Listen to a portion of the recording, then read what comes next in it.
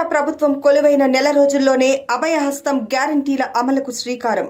రాష్ట్ర ముఖ్యమంత్రి శ్రీ యనుమల రేవంత్ రెడ్డి గారు, ఉప ముఖ్యమంత్రి శ్రీ బట్టి విక్రమార్క మల్లు గారు మరియు రాష్ట్ర మంత్రివర్గం చేతుల మీదుగా ప్రజా పాలన ప్రోగ్రాం ప్రారంభం. డిసెంబర్ 28, 2023 నుండి జనవరి 6, 2024 వరకు ప్రజా పాలన దరఖాస్తుల స్వీకరణ.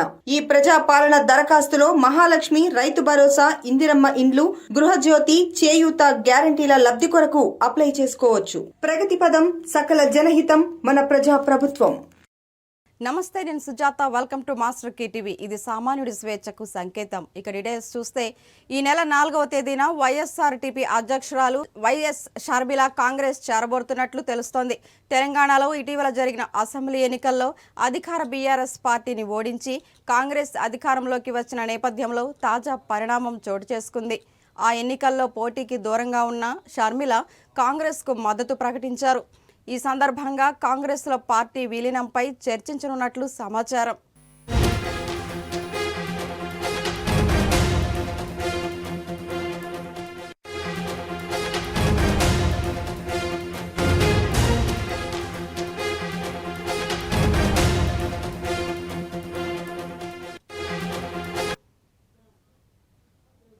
హైదరాబాద్ మల్లేపల్లి పరిధి విజయనగర్ కాలనీలో నిర్వహించిన ప్రజాపాలన కార్యక్రమంలో రాష్ట్ర మంత్రి పొన్నం ప్రభాకర్ పాల్గొని పరిశీలించారు. అనంతరం ప్రజల నుంచి దరఖాస్తులు స్వీకరించి వారి సమస్యలు అడిగి తెలుసుకున్నారు. ఈ కార్యక్రమంలో GHMC commissioner Ronald Ross, Hyderabad collector Anudeep Durishetty పాల్గొని దగ్గరుండి దరఖాస్తులు స్వీకరించారు. గత బీఆర్ఎస్ ప్రభుత్వం ప్రజలను పట్టించుకోలేదని, కాంగ్రెస్ పేద ప్రభుత్వం అని అన్నారు. वाला है? नहीं, ये हमारे शौहर जाते हैं, बेटे पढ़ रहे हैं, ये छोटे बेटे इंटर में हैं। अच्छा, ओके।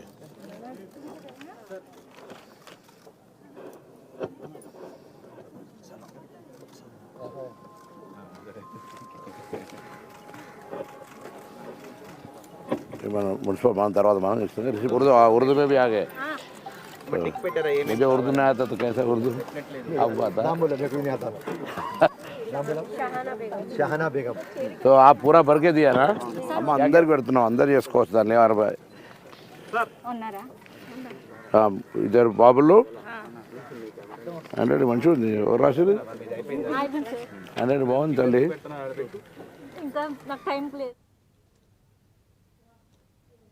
నిజామాబాద్ దర్పల్లి మండలం దుబ్బాకలో దొంగల హల్చల్. ఇండియన్ ఓవర్సీస్ బ్యాంకులో దొంగలు ప్రవేశించారు. సైరన్ మోగడంతో బ్యాంకు సిబ్బంది పోలీసులకు సమాచారం అందించారు. అక్కడికి చేరుకున్న పోలీసులు ఒకరిని అదుపులోకి తీసుకోగా మరొకరు పరారీలో ఉన్నారు.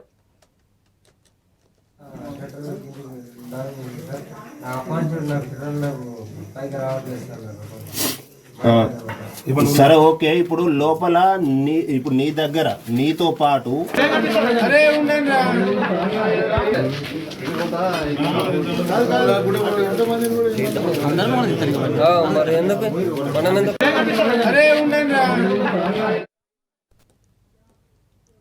విజయనగరం జిల్లా గణపతి నగరం అంగన్వాడీ ఉద్యోగులు చేస్తున్న సమ్మె 22వ రోజుకు కొనసాగుతోంది.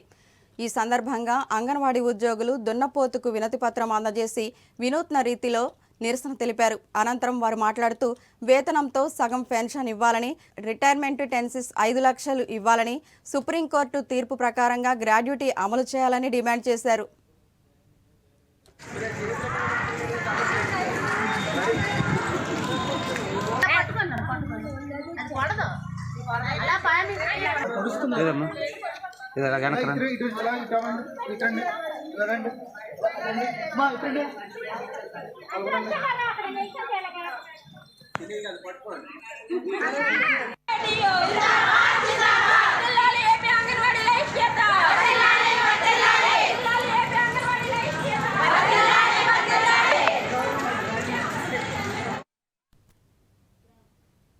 గ్రాండ్ హోటల్ బంద్ కావాలని, లేకపోతే హోటల్కు నిప్పు పెడతామని పోలీసులకు వార్నింగ్ ఇచ్చిన బీజేపీ ఎమ్మెల్యే రాజ్ సింగ్.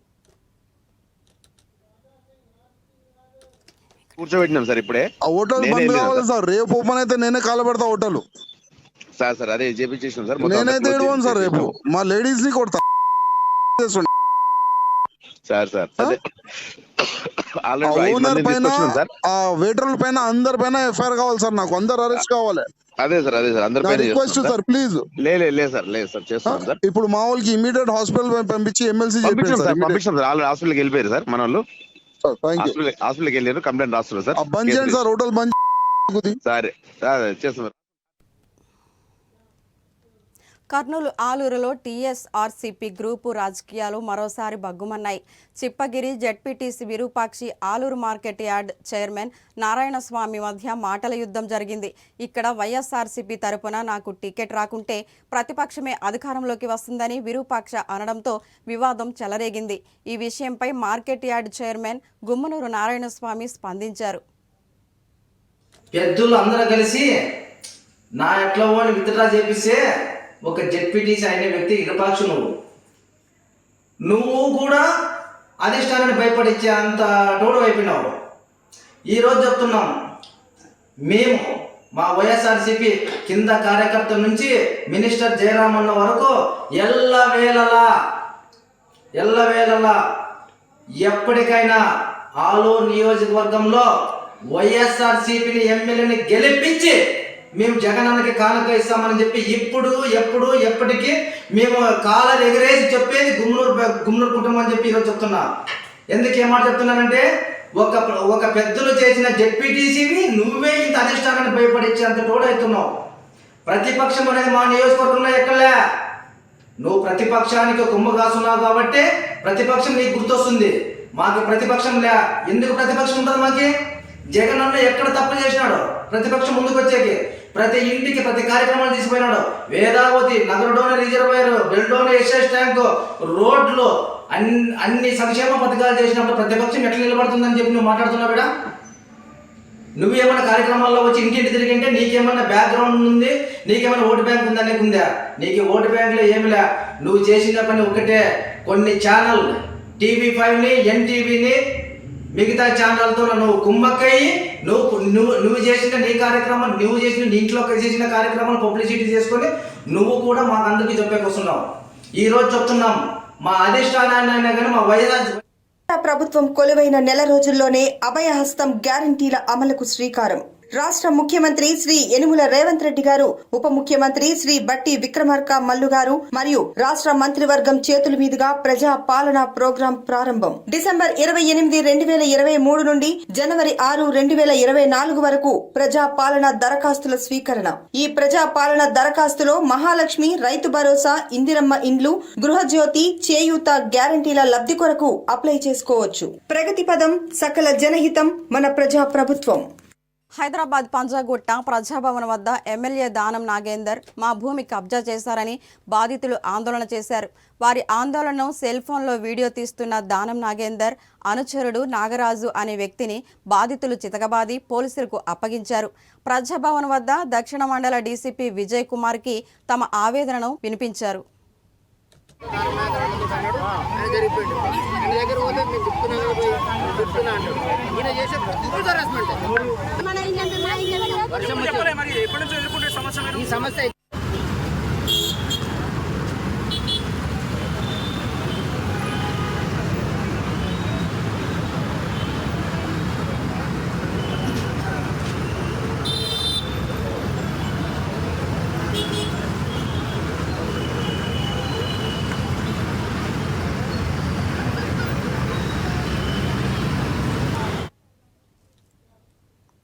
శ్రీ సత్యసాయి జిల్లా హిందూపురంలో మున్సిపల్ కార్మికుల సమ్మె 8వ రోజుకు చేరింది.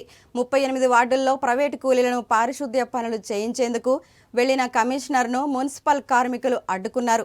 వాహనాల్లోకి వేసిన చెత్త చెదారాన్ని రోడ్డుపైన పారేశారు. దీంతో మున్సిపల్ కమిషనర్ పారిశుద్ధ్య కార్మికుల మధ్య వాగ్వివాదం జరిగింది.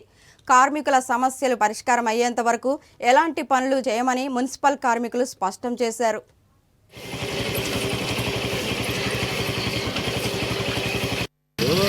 అది విజువల్ లేకుండా అయితే మళ్ళా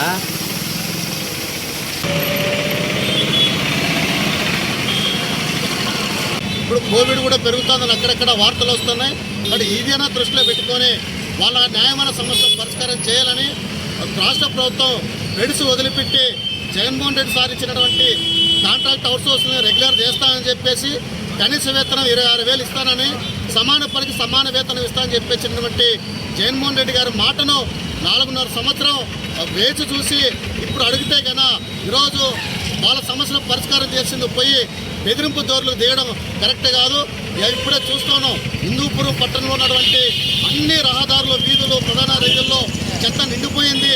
ఈ చెత్తను తొలగించడానికి కూడా వాళ్ళ సమస్యలు పరిష్కారం చేయకపోగా ఈరోజు పోటీ కార్మికుల్ని అలాగనే కొంతమంది రెగ్యులర్ కార్మికులతో ఈరోజు ఆ యొక్క పనులు చేయాలని చూస్తూ ఉంది. ఈరోజు పారిశుద్ధ్య కార్మికులు వాళ్ళందరూ కూడా రిక్వెస్ట్ చేసుకోవడం జరిగింది. ఈరోజు మేము చేస్తున్నాం, మా సమస్యలకు మీరు కూడా సపోర్ట్ చేయాలంటే ఆ రకంగా ఇక్కడ పారిశుద్ధ్య కార్మికులు తమ న్యాయమైన సమస్యల పరిష్కారం కోసం గత కొన్ని రోజులుగా చేస్తున్న ఆందోళనకి ప్రభుత్వం నుంచి ఎటువంటి స్పందన కరువై ఇవాళ వాళ్ళు చావో రేవో తెలుసుకునే విధంగా వాళ్ళు ఈరోజు రోడ్ల వైపు చెత్త వేసి తమ యొక్క నిరసన వ్యక్తం చేస్తున్నారు. నిజమే, వాళ్ళ బాధ కూడా పట్టించుకునే అవసరం ఈ ప్రభుత్వానికి లేదా? గతంలో కూడా వీళ్ళు ఆందోళన చేస్తే మాయమాట చెప్పి ఆ రోజు ఆ యొక్క ఆందోళన విరింపు చేశారు. మరి దాని తర్వాత 4 నెలలు కావస్తున్నప్పుడు కూడా వాళ్ళ యొక్క కోరికలు అయితే న్యాయమైన డిమాండ్లు ఉన్నాయో అవి పరిష్కరించలేకపోవడం వల్ల, ప్రభుత్వం పట్టించుకోలేకపోవడం వల్ల, పాలకుల నిర్లక్ష్యం వల్ల మరి అధికార పార్టీ మేడ్చల్ జిల్లా Pocharam IT corridor police station పరిధి గొర్రెముల గ్రామం లక్ష్మీనగర్ కాలనీలోని ఓ ఇంట్లో చోరీ జరిగింది. ఇంట్లో ఎవరూ లేని సమయంలో కొత్తకోట ఉదయకాంత్ రెడ్డి ఇంటిలో గుర్తు తెలియని దుండగులు తాళం పగలగొట్టి చొరబడ్డారు. 2 తులాల బంగారము, 50,000 రూపాయల నగదు, ఒక మొబైల్ ఫోను దొంగలు ఎత్తుకెళ్లారు. సంఘటనా స్థలానికి చేరుకున్న పోచారం పోలీసులు క్లూస్ టీంతో వేలిముద్రలు సేకరించారు.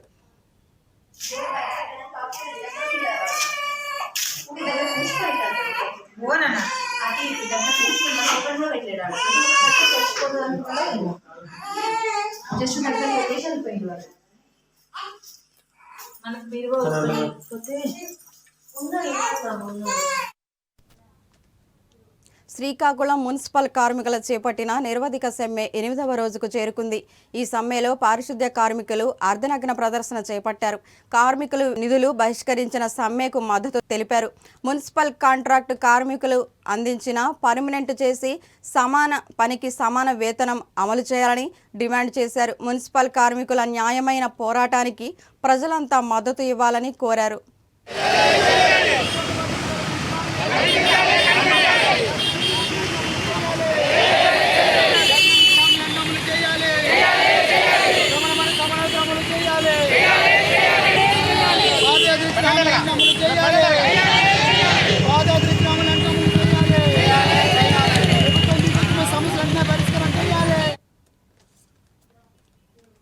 తక్షణమే వారి కోరికలన్నింటినీ పరిష్కారం చేయాలని సిపిఎం జిల్లా కార్యవర్గ సభ్యురాలు ఐఎన్ సుబ్బమ్మ, కడప నగరం కార్యదర్శి రామ్మోహన్ రావు డిమాండ్ చేశారు. కడప నగరంలోని పూలే సర్కిల్లో కార్మిక వర్గ పోరాటాలకు సంఘీభావంగా నిరసన కార్యక్రమం నిర్వహించారు. ఈ సందర్భంగా వారు మాట్లాడుతూ కార్మిక వర్గంపై రాష్ట్ర ప్రభుత్వం కక్ష సాధింపు చర్యలు చేపట్టినట్టు స్పష్టంగా అర్థమవుతోందని విమర్శించారు.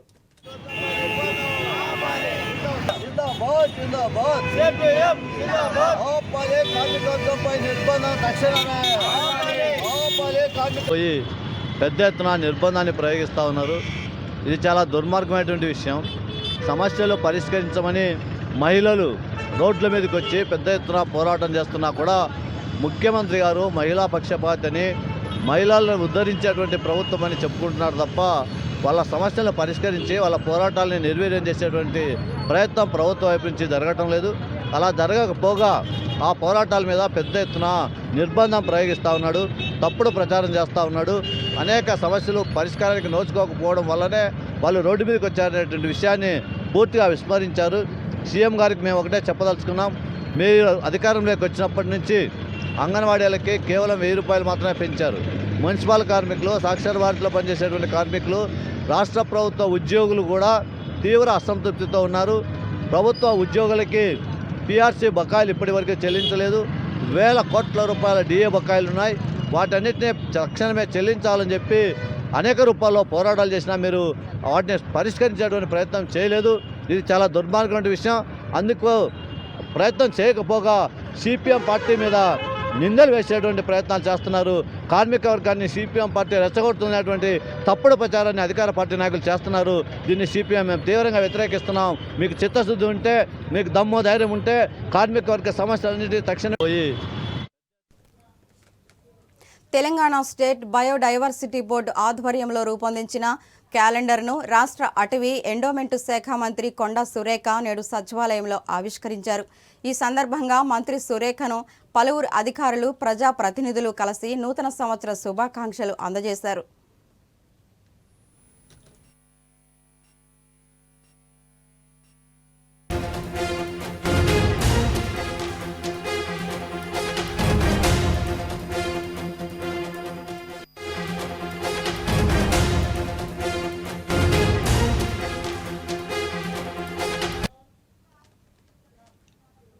విశాఖలోని 4వ పట్టణ పోలీస్ స్టేషన్ పరిధిలో జరిగిన సామూహిక అత్యాచార ఘటనలో నిందితులను కఠినంగా శిక్షించాలని మహిళా సంఘాలు డిమాండ్ చేస్తున్నాయి.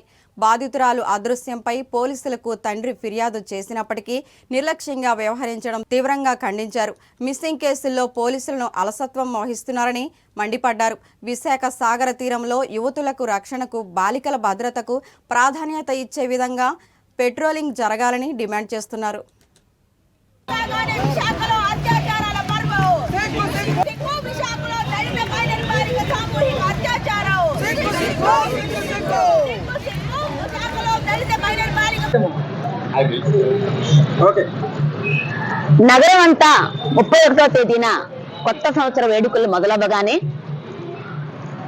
మీడియాలో విశాఖ నగరంలో దళిత మైనర్ బాలిక సామూహిక అత్యాచార ఘటన వెలుగులోకి వచ్చింది.